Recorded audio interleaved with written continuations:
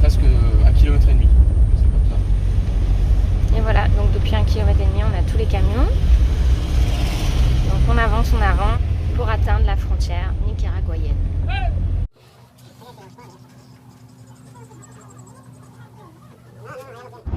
Et voilà, on est au Nicaragua.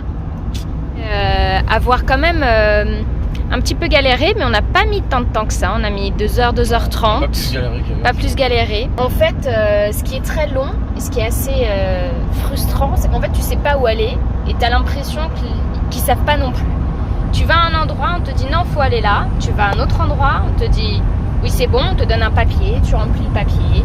Tu l'amènes à un autre endroit, le mec il te prend, tu sais pas à quoi ça sert.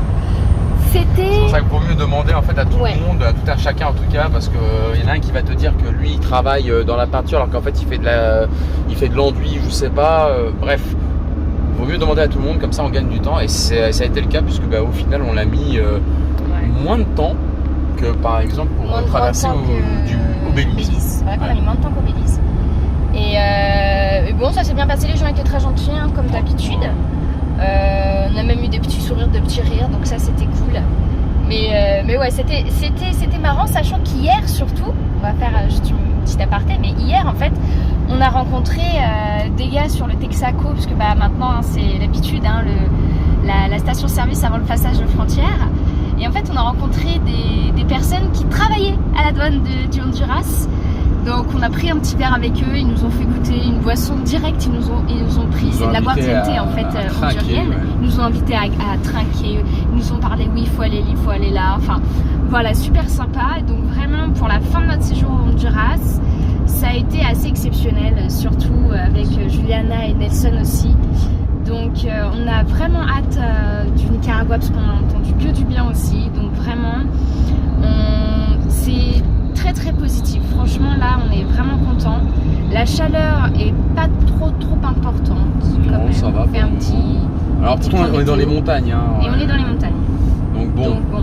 Mais il fait chaud quand même, c'est-à-dire on est dans les montagnes, on est à 1900 je crois, c'est ça ouais, environ 2000. Voilà, on est à, pas du tout, on est à 1022, donc rien à voir. On est à 1000 mètres, mais on a l'impression d'être dans les montagnes, mais il fait chaud quand même. Donc on va voir s'il fait trop chaud, si on descend plus vite, si on se prend des hôtels, sachant que sur la côte etc. Pacifique par exemple, il est censé faire plus chaud que dans les montagnes qu'ici. Alors ça va être intéressant de voir s'il fait vraiment plus chaud ou non. On va tester potentiellement aussi le petit climatiseur qu'on vient de s'acheter.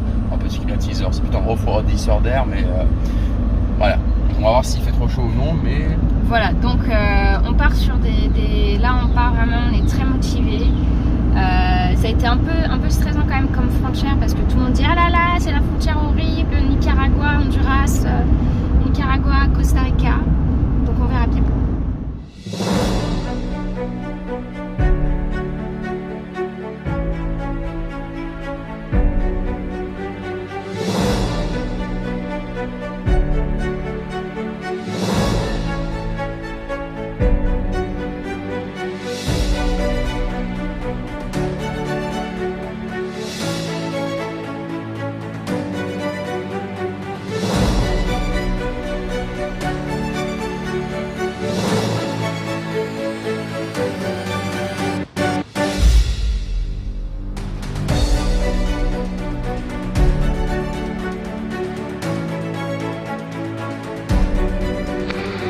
Voilà, une des plus vieilles églises du Nicaragua qui a en fait été reconstruite au XXe siècle, mais elle a été construite en fait sur ordre d'Isabelle la catholique, donc en 1600 et quelques. Elle est vraiment sympa, hein. On voit vraiment les vieilles pierres quoi. Par contre, il n'y a pas un chat. Hein. Et donc voilà, en mode maintenant reconstruite. Hein. Blanche comme toutes les églises, hein, pareil Honduras, Salvador. Guatemala, c'était un peu plus jaune. Et depuis elles sont toutes blanches, elles sont un peu stylisées. Très sympa.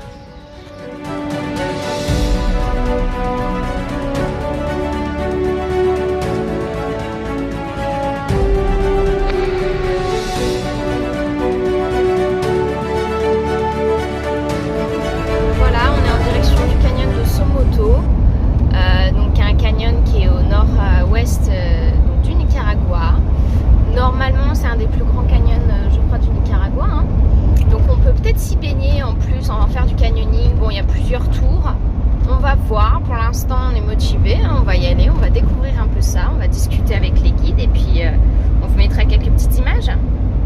Donc en fait, on va pas faire le canyon. En fait, il a beaucoup plu hier soir, donc on a entendu, on était dessous. Hein. Et en fait, l'eau maintenant est devenue vraiment marron dégueu, marron. Bah en fait, on est un peu fatigué et puis on se dit qu'il y aura d'autres canyons qui seront peut-être un petit peu moins chers pour des tours un petit peu moins longs aussi, parce qu'au début on pensait qu'on pouvait faire un tour de quoi?